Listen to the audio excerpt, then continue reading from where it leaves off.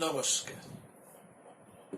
প্রাণারামের মাধ্যমে সম্প্রচারিত ভারত কথার গ্রন্থিমোচনের 450তম পর্বে আপনাদের সবাইকে জানাই সাদর সম্ভাষণ। মহামতি অনন্তলালের পরম অনুগ্রহে আমরা শুনে চলেছি দীর্ঘ সময় ধরে ভারত কথা। আমরা উপস্থিত রয়েছি বিরাট পর্বের উদ্যোগ পর্বে। উদ্যোগ বিরাট পর্ব অবসানে উদ্যোগ পর্বে। উদ্যোগ পর্বেই আমরা সেই বর্তমান গোলাপী নগরী প্রাচীন মৎস্য দেশীয় বিরাট রাজ্যের সেই যে মহতী মন্ত্রণা সভা বসেছিল, সেখানে মহারাজ ধ্রুপদের একটি কথা স্মরণ করতে চাই। সেখানে ধ্রুপদ বলেছিলেন পাণ্ডবদেরকে, তোমরা শীঘ্রগামী দূতদের মাধ্যমে তোমাদের পরিচিত বন্ধু ভাবাপন্ন, সমমনোভাবাপন্ন এবং নিরপেক্ষ রাজাদের কাছে দ্রুত পত্র প্রেরণ করে তাদেরকে তোমাদের পক্ষে যোগদানের জন্য আমন্ত্রণ জানাও। এইখানে ধ্রুপদ আমন্ত্রণ পত্র কাদের কাদের কাছে পাঠানো হবে সে কথাও তিনি কিন্তু বলেছিলেন, এবং সেখানে ধ্রুপদ প্রথমেই যার নাম করছেন তিনি হচ্ছেন মদ্রপতি শল্য। মদ্রপতি শল্য, তারপরে নাম এসেছে দৃষ্টকেতু এবং তারপরে নাম এসেছে জয়ৎসেন। দৃষ্টকেতু এবং জয়ৎসেনের কথা আমরা গত একটি পর্বে বিস্তৃত আলোচনা করেছি। আমরা আজকে আলোচনা করছি গত পর্ব থেকে এই মদ্ররাজ শল্যকে নিয়ে। মদ্ররাজ শল্যকে নিয়ে। মদ্ররাজ শল্য যে বিরাট একজন যুদ্ধবীর তা নয়, কিন্তু তার গুরুত্বটা হচ্ছে তার একটা বিরাট সুশিক্ষিত সৈন্যবাহিনী রয়েছে এই কারণে। এবং সেখানে মহারাজ ধ্রুপদ পরিষ্কার করে বলছেন আমাদের আগে এর কাছে যাওয়া প্রয়োজন, যাতে দুর্যোধনের লোকেরা আমাদের আগে তাদেরকে পক্ষভুক্ত না করে ফেলে।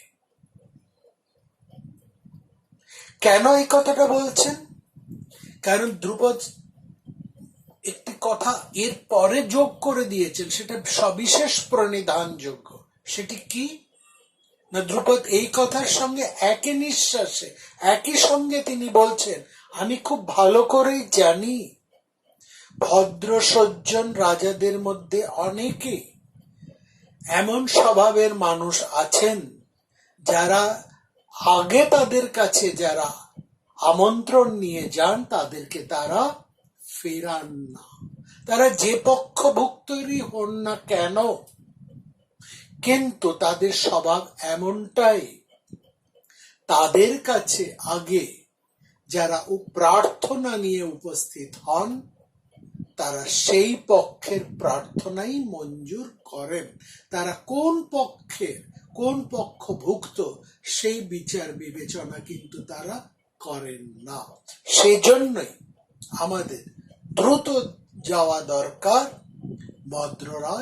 মদ্রপতি শল্যের কাছে, বিরাট শল্যের কাছে। কারণ এই আমরা গত আলোচনায় শুনেছি এখানে একটা প্রজাতান্ত্রিক শাসন ব্যবস্থা রয়েছে, গণরাজ্য রয়েছে, এবং সেই গণরাজ্যের প্রধানদেরকে বিরাট বলে সম্বোধন করা হতো। এর মধ্যে শল্যকে এখানে সেই হিসেবেই বিরাট হিসেবে অভিহিত করা হয়েছে। পূর্বাভিপন্ন সন্তশ্চ ভজন্তে পূর্বচোদনম, অর্থাৎ এই ধরনের মানুষেরা তাদের কাছে যারা এসে আগে উপস্থিত হন তারা তাদের প্রার্থনাই মঞ্জুর করেন। মদ্রাধিপতি শল্য তিনি সম্পর্কে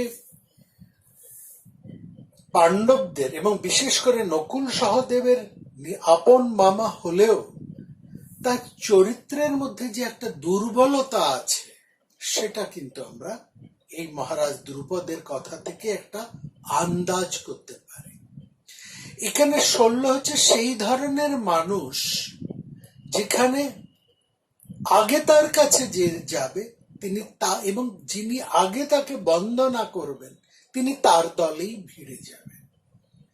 এই দ্রুপদ সেই কথা বলছেন এই শল্য দৃষ্টকেতু বা জয়ৎসনের কাছে দুর্যোধন সাহায্য প্রার্থনা করবেন। সাত দুর্যোধনং নন্য প্রেষ্যতি সর্বশা। অন্তত সেই কারণেই যেহেতু এদের কাছে যারা আগে যান তাদেরই দলভুক্ত এরা হয়ে যান, তাদেরই প্রার্থনা এরা মঞ্জুর করেন, অতএব আমাদের দূত যেন এদের কাছে আগে যান। দ্রুপদের এই যে আগাম ইঙ্গিত, এটা যে কতটা যুক্তিযুক্ত ছিল সেটা আমরা এখন বুঝতে পারব। মহাভারতের মহাকবি উদ্যোগ পর্বে শল্যেরকে নিয়ে কিন্তু বিরাট কোনো আলোচনা করেননি, কিন্তু রাজনীতির যে একটা বিষমতা রয়েছে সেখানে আমরা দেখি যে আত্মীয় বন্ধু বান্ধব এসবের ব্যাপারেও রাজনীতি কিন্তু সমস্ত সম্পর্ককে এড়িয়ে অতিক্রম করে একটা অন্য স্বার্থ সম্পর্কে যে প্রতিষ্ঠা পায় সেটা কিন্তু এই উদ্যোগ পর্বে মহাকবি আমাদেরকে খুব পরিষ্কার করে বুঝিয়ে দিচ্ছে, চিনিয়ে দিচ্ছে।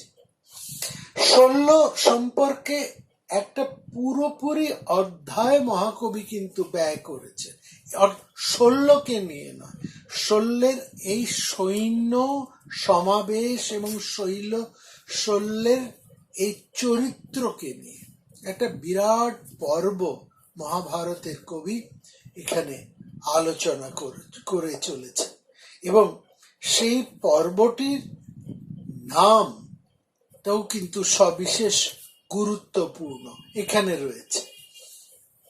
আমরা এই আলোচনার এই পর্বের মধ্যে আমরা যেমন শল্যের চরিত্রকে বুঝব, তার বিশাল সৈন্যবাহিনীর কারণ আমরা বুঝব এবং সেই সঙ্গে আমরা আরো কিছু ইঙ্গিত পাব, মহাভারতীয় ইঙ্গিত আমরা পাব, যেখানে রাজনৈতিক চরিত্র এবং সেখানে এই সৈন্য সমাবেশ, কূটনৈতিক বুদ্ধি এবং নানান বিচিত্র ঘটনাগুলো আমাদেরকে নানান দিক সম্পর্কে নতুন ভাবনার ইঙ্গিত তুলে দেবে। এই জন্য এই পর্বটা ভীষণ গুরুত্বপূর্ণ। আমরা এখানে দেখছি মহারাজ শল্য পাণ্ডবদের আমন্ত্রণ তার কাছে প্রথমেই পৌঁছেছে এবং তাদের আমন্ত্রণ নিয়ে মহাভারতের আমরা দেখছি এই বিরাট শৈল্য তার বিশাল সৈন্য নিয়ে, তার গুরুত্বটা এই সৈন্য সংখ্যার জন্য, তার নিজের যুদ্ধ ক্ষমতার জন্য নয়, যে কথাটা আমরা বারবার বলছি। তিনি চলেছেন মদ্রবতী সৈন্য তথাহি বিপুলং সেনাং বীরভর্তি সনরশস্য। এইখানে মহাভারতের কবি এই মহারাজ শল্যর এই সৈন্য বাহিনীরও একটা বিস্তৃত বর্ণনা দিয়েছে। সেখানে বলছেন তারা এই সৈন্য বাহিনী একটা যোজন পথ ধরে চলেছে, অর্থাৎ তাদের বাহিনীর সংখ্যাটা এখান থেকে বোঝা যায়। তস্য সেনা বিশোদ অর্ধর্ধমিব যোজনম, একেবারে পুরো অর্ধ যোজন পথ ধরে বিপুল সৈন্য, এটা এবং তার সংখ্যাটা বলছে অক্ষয়ী, এক অক্ষয় নিঃসেনা। এবং এই সৈন্যরা কিরকম ভাবে যাচ্ছে তারও বর্ণনা আছে। বিচিত্র কবচ, তারা সৈন্যরা একেবারে খুব অস্ত্র শস্ত্রে সজ্জিত, বিচিত্র কবচ মানে বর্ম পরিহিত, বিচিত্র ধ্বজ, বিচিত্র বাহন নিয়ে, বিচিত্র সর্বে বিচিত্র অম্বর ভূষণ। এবং সবচাইতে গুরুত্বপূর্ণ যে কথাটা আমরা এখানে পাই, যেটা আমরা আগের পর্বেও উল্লেখ করেছি, সেটা হচ্ছে স্বদেশ বেশ ভরণা বীর শত সহস্র। প্রত্যেকটা বীর, প্রত্যেকটা সৈন্যের একটা নির্দিষ্ট স্বদেশ বেশ আবরণ রয়েছে, অর্থাৎ প্রত্যেকটা সৈন্যের একটা নিজস্ব ইউনিফর্ম রয়েছে। এইটা কিন্তু আমরা আর কোন সৈন্য সম্পর্কে কিংবা শ্রীকৃষ্ণের সেই অতি দুর্ধর্ষ নারায়ণী সেনা সম্পর্কেও কিন্তু বলতে শুনি না, যেটা এইখানে আমরা মদ্র দেশের মদ্রকার অর্থাৎ মদ্র সেনাদের সম্পর্কে আমরা জানতে পাচ্ছি।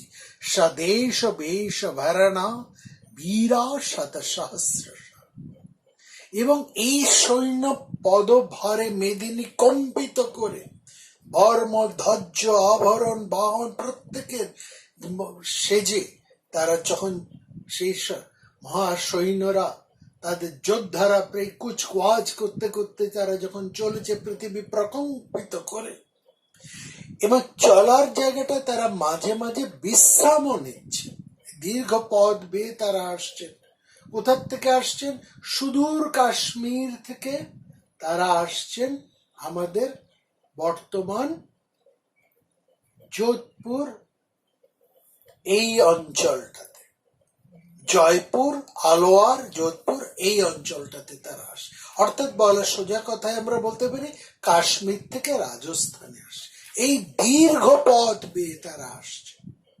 মাঝখানে পড়বে কিন্তু দিল্লি, অর্থাৎ দিল্লি এড়িয়ে তারা আসতে পারবেন না, কাছাকাছি এসে পৌঁছবেন, কিন্তু প্রথমেই পড়বে হস্তিনাপুর, তারপরে পড়বে মৎস্যদেশ। হস্তিনাপুরের কাছাকাছি যখন আসছে তখন কিন্তু দুর্যোধন খবর পেয়ে গেছেন যে একটা বিপুল সৈন্যবাহিনী নিয়ে মহারাজ শল্য তিনি পাণ্ডব পক্ষে যোগ দিতে যাচ্ছেন।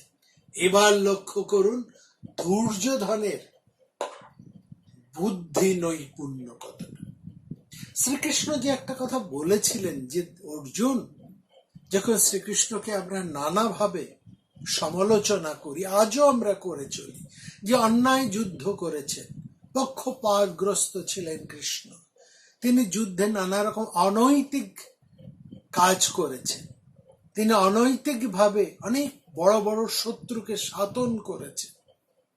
সেখানে শ্রীকৃষ্ণ কিন্তু একটা কথা অর্জুনকে বলেছে সেই যুদ্ধের প্রাক্কালে, যদি আমি মায়া যুদ্ধে, অনৈতিক যুদ্ধে এই বিরাট বিরাট যোদ্ধাদেরকে বধ না করতাম, এদের যদি একটাও বেঁচে থাকতো, তাহলে এই কুরুক্ষেত্রের যুদ্ধের ফল কি হতো তুমি বুঝতে পারছো অর্জুন? তুমি কি ভাবছো পাণ্ডবেরা এই সাত্যত পাঞ্চালদের নিয়েই, এই জোরেই তারা তাদের নিজেদের রাজ্য অধিকার করে ফেলবে, হস্তিনাপুর জয় করে ফেলবে? এতটাই ক্ষমতা তোমরা? আমি আগে থেকেই যদি এই সমস্ত বীর পুরুষগুলোকে শেষ করে না রাখতাম, এবং পরবর্তী সময়েও শুধু আমরা লক্ষ্য করছি যে আগে যে শ্রীকৃষ্ণ এই বড় বড় জরাসন্ধ, ভংস, ডিম্বক, মূর, নরক, প্রাগজ্যোতিষপুরের রাজাদেরকে, তারপরে পরবর্তী সময়ে পৌণ্ড্রক, বসুদেব এবং অন্যান্য যাদেরকে তিনি বধ করে ফেলেছেন, শিশুপাল, এদেরকে তিনি যদি এক এক করে বধ না করতেন, তাহলে পাণ্ডবেরা কিন্তু জীবনেও তাদের রাজ্য ফিরে পেতেন। এটা হচ্ছে প্রথম কথা। দ্বিতীয় কথা এটাও ঠিক যে শ্রীকৃষ্ণ এখানে যদি নিজে যুদ্ধের মধ্যে অস্ত্রহীন হয়েও তার কূটনৈতিক পারঙ্গমতাকে ব্যবহার না করতেন, খানিকটা মায়া বিস্তার না করতেন, খানিকটা অনৈতিকতার আশ্রয় না নিতেন, তাহলেও কিন্তু পাণ্ডবেরা এই দুর্যোধন, ভীষ্ম, কর্ণ, কৃপ, শল্য, অশ্বত্থামা সহ বিরাট আর অন্যান্য যেসব বাহিনীরা যোগ দিয়েছেন তাদের কাছে শেষ হয়ে যেতেন, ছত্রভঙ্গ হয়ে যেতেন। আর এটা তো ঠিক যে শ্রীকৃষ্ণের সম্পূর্ণ গোষ্ঠী, 18টা গোষ্ঠী শ্রীকৃষ্ণের পাণ্ডব পক্ষে যোগ দেয়নি। আমরা তো এটা জানি, যেমন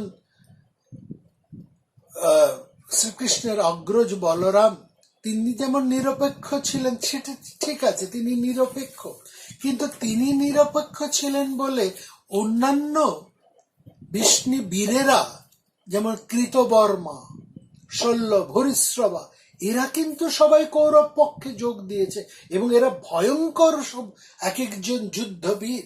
এরা যুদ্ধে কৌরব পক্ষে যোগ দিয়েছেন কারণ এরা প্রত্যেকে ব্যক্তিগত স্বার্থে, ব্যক্তিগত ভাবে তারা কৃষ্ণ বিরোধী।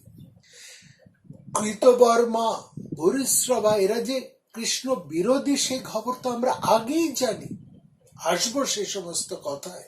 কেন একজন লোক এই পক্ষে না গিয়ে ওই অন্য পক্ষে গেল, সেটাও একটা গুরুত্বপূর্ণ বিষয়। এবং তার চাইতেও বড় কথা, যে কথাটা আমরা একটু আগেই বললাম, যে সামগ্রিক স্বার্থত বৃষ্টিপক্ষ কিন্তু পাণ্ডব পক্ষে যোগ দেয়নি। ভয়ঙ্কর হতে ভয়ঙ্করতম সেই সমস্ত যুদ্ধবীরেরা কিন্তু কৌরব পক্ষে যোগ দিয়ে দিয়েছিল। সুতরাং কৃষ্ণকে এখানে অনেক স্ট্র্যাটেজি নিতে হয়েছে। আর লক্ষ্য করুন, যে কথাটা আমরা বলছি দুর্যোধনের স্ট্র্যাটেজি, দুর্যোধন যেই মাত্র শুনলেন সৈন্য, বিশাল সৈন্য নিয়ে পাণ্ডবদের পক্ষে যোগদান করতে যাচ্ছেন এবং যাবার সময় তিনি ধীর গতিতে যাচ্ছেন, মাঝে মাঝে বিশ্রাম করছেন, এই কথা শোনা মাত্রই দুর্যোধন যখন তিনি হস্তিনাপুরের কাছাকাছি উপস্থিত হয়েছেন, সেই যাত্রা পথে এক অদ্ভুত সংবর্ধনার বিশাল এলাহি আয়োজন করে ফেললেন, ভীষণ তাড়াতাড়ি করে ফেললেন। উপায়ন্তম অবিদ্রুত স্বয়মানর্চ ভারত, স্বয়মানর্চ ভারত। আসলে দুর্যোধন যে খবরটা পেয়েছেন এবং পাবার পরেই তার বুদ্ধিটা কতখানি দেখুন। তিনি সেই সমস্ত জায়গায় যে পথ দিয়ে শল্য তার রাজ্য অতিক্রম করে পাণ্ডবদের কাছে যাবেন, সেই জায়গায় তিনি কতগুলি অস্থায়ী গৃহমণ্ডপ তৈরি করলেন। অস্থায়ী হলেও কিন্তু মহাভারত বলছে সেগুলো খুব সুসজ্জিত, রত্ন গচিত আবাস গৃহ।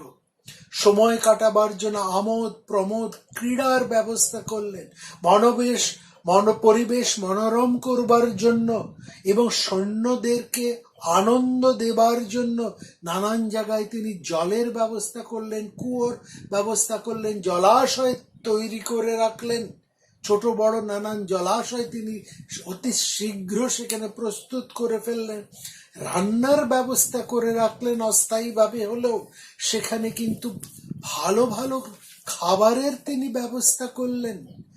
সেখানে তত্র মাল্যানি মাংসানি ভিক্ষং পেয়ঞ্চ সৎকৃত মাল্য মাংস, নানা রকম খাবার, পানীয়, উৎকৃষ্ট সুরার তিনি সেখানে ব্যবস্থা করছেন। মানহর্ষ বিবর্ধনা, মনে আনন্দ সৃষ্টি করবার জন্য, এবং সেই সব রত্নচিত্র অলঙ্কৃত বাসগৃহ তিনি সেই সমস্তগুলো নির্মাণ করলেন।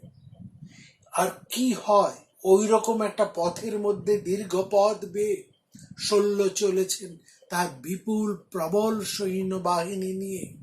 সুদৃশ্য সেই আবাসগুলির মধ্যে এসে যখন তিনি উপস্থিত হলেন, সেখানে উপস্থিত হয়েই তাদের পথশ্রমে ক্লান্তদের মানুষদের মধ্যেই তো একটা প্রশান্তি, একটা আনন্দ প্রথমেই তৈরি হয়। এরকম একটা অভ্যর্থনা লাভ করে, এবং সেই অভ্যর্থনা লাভ করেই দুর্যোধন কিছু লোক রেখে দিলেন সেখানে, যারা এগিয়ে এসে বললেন, আপনারা এখানে বিশ্রাম গ্রহণ করুন, এই সমস্ত খাদ্য দ্রব্য সব আপনাদের জন্যই, এই সমস্ত কিছুই আপনার জন্য হে মহারাজ, আপনি এগুলো গ্রহণ করে সসৈন্যে এখানে বিশ্রাম করুন। আমরা দেখলাম শল্য একেবারে অভিভূত হয়ে গেলেন এই রাজকীয় আপ্যায়নে। মূল স্থানের পৌঁছানোর আগেই এই অভ্যর্থনার একটা বিপুল আয়োজন দেখে শল্য আত্মতুষ্টিতে একেবারে এতটাই পুলকিত হয়ে উঠলেন যে তিনি ভাবলেন যে এরা আমাদের সম্মান, আমাদের গুরুত্ব সঠিকভাবে উপলব্ধি করেছে। তিনি এক গৃহ থেকে আরেকটা মণ্ডপে, আরেকটি গৃহ মণ্ডপে তিনি ঘুরছেন, এবং দুর্যোধনের নিয়োজিত লোকেরা তাকে এমন ভাবে আপ্যায়ন, অভিবাদন করতে আরম্ভ করছেন যেন শল্য নিজেকে একেবারে দেবপ্রতিম, ইন্দ্রের মতো নিজেকে ভাবতে লাগলেন। মেন আভ্যধিকা আত্মানম আবমেন পুরন্দরম, একেবারে ইন্দ্রের মতনই নিজে ভাবতে লাগলেন নিজেকে, এত আদর আপ্যায়ন পেয়ে। এবং তিনি ভাবলেন সেই সহজ আত্মীয় সম্বন্ধে, তিনি ভাবলেন যুধিষ্ঠিরই বুঝি আমার জন্য এমন আয়োজন করে রেখেছেন, অর্থাৎ যোগদানের জন্য তো তিনি যুধিষ্ঠিরের আমন্ত্রণেই তো রওনা দিয়ে এসেছেন, আর একেবারে প্রস্তুত হয়ে চলেছেন যুধিষ্ঠিরের কাছে যোগ দেবার জন্য। মাঝপথে এরকম পরম অভ্যর্থনা পেয়ে শল্য একেবারে বিগলিত হয়ে তিনি যুধিষ্ঠিরের লোকজনকে ডাকতে আরম্ভ করলেন। বললেন, এখানে যুধিষ্ঠিরের লোকজনেরা কে আছো, এখানে এসো, এসো, আমি তোমাদের সবাইকে পারিতোষিক দিতে চাইছি। এত চমৎকার আবাস, এত খাদ্য পানীয় তোমরা পেয়েছো, তোমরা তো সত্যই পুরস্কার পাবার যোগ্য। আনিয়াস্তং সভাকার প্রদর্হাহি মাতা হি মে মাতা।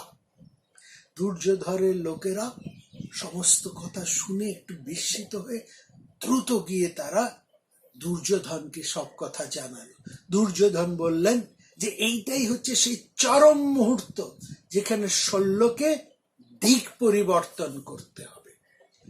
আর ধুরন্ধর দুর্যোধন সেই মুহূর্তে তিনি গুপ্ত স্থানে সেখানে লুকিয়েছিলেন। দুর্যোধনকে যখন সেখানে ছিলেন, সেখানে বলছেন গূঢ় দুর্যোধন দর্শায় মার্শ মাতুলম, যিনি যেখানে লুকিয়েছিলেন, আড়ালে ছিলেন, গূঢ় এখানে বলছেন দুর্যোধন, অর্থাৎ তিনি আলাদা জায়গায় লুকিয়েছিলেন।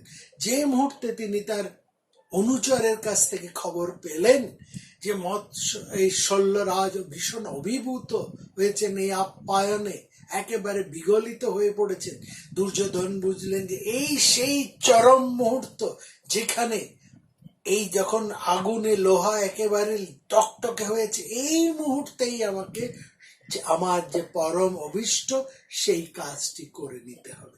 তিনি সঙ্গে সঙ্গে উপস্থিত হলেন, একেবারে কৃতাঞ্জলি হয়ে এসে তিনি এসে বললেন, দুর্যোধন সবিনয়ে শল্যকে জানালেন, এই সমস্ত আপ্যায়ন, এই সকল অভ্যর্থনা আপনার জন্যই আমি আয়োজন করেছি মাতুল। এর মধ্যে আমার কোনো স্বার্থ নেই।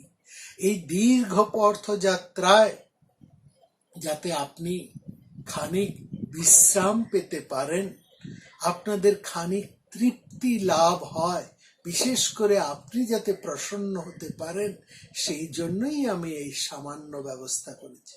শল্যতা একেবারে বিগলিত হয়ে গেছে। তিনি বলছেন, একেবারে শালিঙ্গনে তিনি দুর্যোধনকে বুকে জড়িয়ে বলছেন, কি বলছো কি? আরে তুমি কি চাও বলো, কি তোমার অভিষ্ট, সেটাই আমি পূর্ণ করব। এই মুহূর্তে শল্য ভুলে গেলেন কার আমন্ত্রণে তিনি যাচ্ছেন, কোন পক্ষে তিনি যুদ্ধ করতে যাচ্ছেন, যোগ দিতে যাচ্ছেন। এই মুহূর্তে তার একবারের জন্য তার ভাগিনীদের কথা মনে পড়ল না। যুধিষ্ঠির, ভীম, অর্জুন বাদ থাক, তার পরম আদরের দুই ভাগনীয় নকুল সহদেবের মুখখানেও একবার তার মনোমুখরে ভেসে উঠল না? অন্য দিনে লক্ষ্য করুন, দুর্যোধন তার ক্ষুরধর রাজনৈতিক বুদ্ধি এবং মানুষ চেনার ক্ষমতা দিয়ে তিনি এই মুহূর্তে শল্যকে আপ্লুত করে তিনি তার নিজের কার্যকে কিভাবে উদ্ধার করে নিচ্ছেন। বলছেন, আপনি যেমনটা বলেছেন আপনার দিক থেকে সেই প্রার্থনা পূরণ করার সংকল্প যেন সত্য হয়। আপনি আমার এই সমস্ত বাহিনীর নায়কত্ব স্বীকার করুন। অর্থাৎ দুর্যোধন এখানে বলছেন, আপনি আমার সমস্ত বাহিনীর সর্বসেনা প্রণেতা মে ভাবিতুম অর্হতি, আপনি আমার সমস্ত সেনা বাহিনীর প্রধান পদটি স্বীকার করুন। আর আমরা কি দেখলাম? শল্য কি বললেন তার উত্তর? তিনি একেবারে অভিভূত, বিগলিত, দরবিগলিত হয়ে গেলেন। তিনি একবারও ভাবলেন না কৌরব পক্ষে রয়েছেন ভীষ্ম, দ্রোণ, কৃপ, সেখানে কর্ণ, বাল্মীক এবং বড় বড় আর সমস্ত বীর পুরুষেরা রয়েছেন। সেখানে একটা যুদ্ধের তেমন কোনো পরাক্রমহীন শল্য, তাকে সেনাবাহিনীর প্রধান হিসাবে দুর্যোধন বসাতে চাইছেন। শল্য কি নিজের গুরুত্বটা নিজে বোঝেন না? আর তিনি দুর্যোধনের কথায় তার ভাবনা চিন্তা, তার পূর্বাপর বিচার বিবেচনা সমস্ত যেন লোপ পেয়ে গেল। তিনি সঙ্গে সঙ্গে বলে দিলেন, ডান, হ্যাঁ আমি করব। কি বললেন? এই যে ইংরেজিতে আমরা মাঝে মাঝে ডান শব্দটা বলি, সংস্কৃতেও কিন্তু এই শব্দটি রয়েছে একই রকম ভাবে, কৃতম। অর্থাৎ যে কথাটা আমরা ইংরেজিতে বলি, ঠিক আছে, আমি তোমার কথাতে একেবারে পূর্ণ শব্দ, ধরে নাও এটা হয়ে গেছে। এইভাবে আমাদের এই একটা ইংরেজি শব্দ ডানের মধ্যে দিয়ে, এই ডান শব্দটির মধ্যে দিয়ে যে ব্যঞ্জনতা, সেই যে গুরুত্বটা, যে নিহিতার্থটা প্রকাশিত হয়, সংস্কৃতেও সে তুল্যমূল্য একটি শব্দ রয়েছে, কৃতম। সেখানে বৈশায়ন বলছেন, এই অভিভূত শল্য দুর্যোধন যেই মুহূর্তে তাকে সেনাবাহিনীর সমস্ত নায়কত্বের পদ স্বীকার করার কথা বলছেন, সঙ্গে সঙ্গে শল্য কি বলছেন? কৃতম ইত ব্রবিচ্ছল্য। তিনি একেবারে বললেন যে হ্যাঁ, ডান, কিমনত ক্রিয়তামিতি কৃতম ইতি গন্ধারি প্রত্যুবাচ পুনঃ পুনঃ। বললে যে ঠিক আছে, তুমি যা বললে, তুমি যা কথা বললে আমি ঠিক আছে, আর বলো আমি তোমার জন্য কি করতে পারি। এই দুর্যোধন সাবেগে বললেন, আমি আর কিছুই চাই না মাতুল, আপনি শুধু আমার সঙ্গে থাকবেন। শল্য দুর্যোধনকে নিশ্চিন্ত বললেন, তুমি নিশ্চিন্তে থাকো দুর্যোধন, আমি তোমার সঙ্গেই আছি, আমার সমস্ত বাহিনী তোমার সঙ্গে আছে। এই বাহিনীকে নিয়ে তুমি তোমার রাজধানীতে পৌঁছে যাও, আমি সময় মতন তোমার ওখানে পৌঁছে যাব। তবে কি না আমাকে একবার যুধিষ্ঠিরের সঙ্গে দেখা করতেই হবে। তার সঙ্গে দেখা করে যত দ্রুত, যত সত্বর পারি আমি তোমার কাছে চলে আসব। দৃष्ट्वा যুধিষ্ঠিরং রাজ্যং ক্ষিপ্রমেষ্য নরাধি। দুর্যোধন বুঝে গেলেন তিনি সফল, কারণ এই ধরনের মানুষগুলোকে তিনি খুব ভালো করেই চেনেন, যারা খুব তাড়াতাড়ি বিগলিত হয়ে যান এবং খুব তাড়াতাড়ি তারা কথা দিয়ে ফেলেন। এই সমস্ত চরিত্র তো আজও আমাদের চারপাশে রয়েছেন, এবং তারা খুব ক্ষমতাবান, নামি দাবি মানুষ হলেও তারা শব্দজালে মধুসিক্ত হন খুব দ্রুত, এবং তারা অক্ষমকেও সক্ষম করে তোলেন, এবং প্রকৃত সক্ষমকে বঞ্চিত করেই তারা এই কাজগুলোকে করেন। এই মানুষগুলো আমরা দেখছি সেই প্রাচীন সময়েও ছিল, আজকেও আছে। তবে শল্যের সাথে একটা পার্থক্য, আধুনিক এই ধরনের মানুষের সময়, আধুনিক কালের মানুষের সঙ্গে, যে শল্য একজন বড় উদার মনের মানুষ, তার মধ্যে তেমন কোনো ভোলা পাপ কাজ নেই, অত কোনো উচ্চকৃতা তার মধ্যে নেই, তার মধ্যে এত কোনো জটিলতা নেই। তিনি আত্মদংশনেও ভোগেন, এবং আত্মদংশনে ভোগেন বলে তিনি অন্য পক্ষের অভিপ্রায়টিও পূর্ণ করার জন্য সচেষ্ট হন, নিজের ত্রুটিটাকে যখন তিনি উপলব্ধি করেন। এইটাই হচ্ছে শল্যের সাথে আধুনিক কালের এই ধরনের ক্ষমতাবান নামি দামি শব্দজালে মধুসিক্ত, অক্ষমকে সক্ষম করে তোলার মতন মানুষেরা যারা প্রকৃত সক্ষমকে বঞ্চিত করে এই ধরনের অন্যায় কাজ করে, তারা কিন্তু আত্মদংশনে ভোগেন না এবং তারা ভীষণ কূট চরিত্রের হন। এটাই হচ্ছে শল্যের সাথে তাদের মূলগত পার্থক্য। তিনি শল্য কিন্তু কথা দেবার পরেই তার খেয়াল হলো, আরে আমি তো যাচ্ছিলাম যুধিষ্ঠিরের কাছে, মাঝখানে আমি এটা কি ভুল করলাম, আর দুর্যোধনের আদর অভ্যর্থনায় আমি এতটাই বিগলিত হয়ে যাব।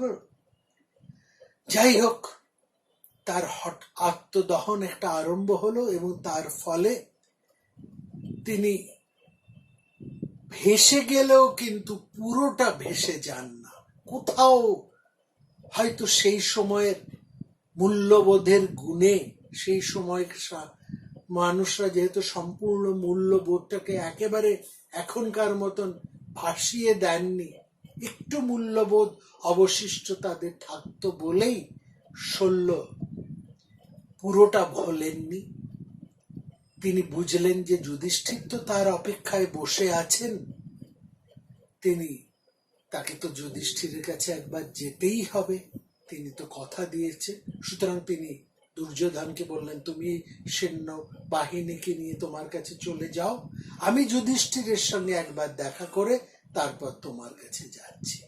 এই যুধিষ্ঠিরের কাছে যাচ্ছি শুনে দুর্যোধন একটু ভয় পেলেন, সঙ্গে সঙ্গে বললেন, আপনি কিন্তু দ্রুত ফিরে আসবেন মামা, আপনি দ্রুত ফিরে আসবেন। ক্ষিপ্রম আগত্যম রাজং পাণ্ডবং বিক্ষ পার্থিব, আপনি পাণ্ডবদের সঙ্গে দেখা করেই তাড়াতাড়ি কি ফিরে আসবে। সঙ্গে সঙ্গে দুর্যোধন বলছেন, আমরা কিন্তু আপনার নায়কত্বের অধীন হয়ে রইলাম, আর আপনি আমাদেরকে যে কথা দিয়েছেন তা যেন আপনি ভুলে যাবেন না। তা যাধীন স্ম রাজেন্দ্র বরদাং স্মরস্য না। দুর্যোধন ভয় পাচ্ছেন শল্য যুধিষ্ঠিরের কাছে গিয়ে আবার এইখানকার কথা না ভুলে যান, কারণ এই ধরনের মানুষ কি করতে পারে, কি হতে পারে সে সম্পর্কে তো যুধিষ্ঠিরে দুর্যোধনের একটু অনুমান রয়েছেন। তিনি সফল হলেও তার ভয়টুকু কেন রয়েই গেল। শল্য অবশ্য সে ধরনের মানুষ নন, আমরা এটা বুঝতে পারি, কিন্তু তিনি কোন ধরনের মানুষ আর এখানে মহারাজ যুধিষ্ঠির তিনি বা কোন কূটনৈতিক বুদ্ধি এখানে অ্যাপ্লাই করলেন, প্রয়োগ করলেন, সেটাও ভীষণ কিন্তু ইন্টারেস্টিং। শুনবো আগামী পর্বে।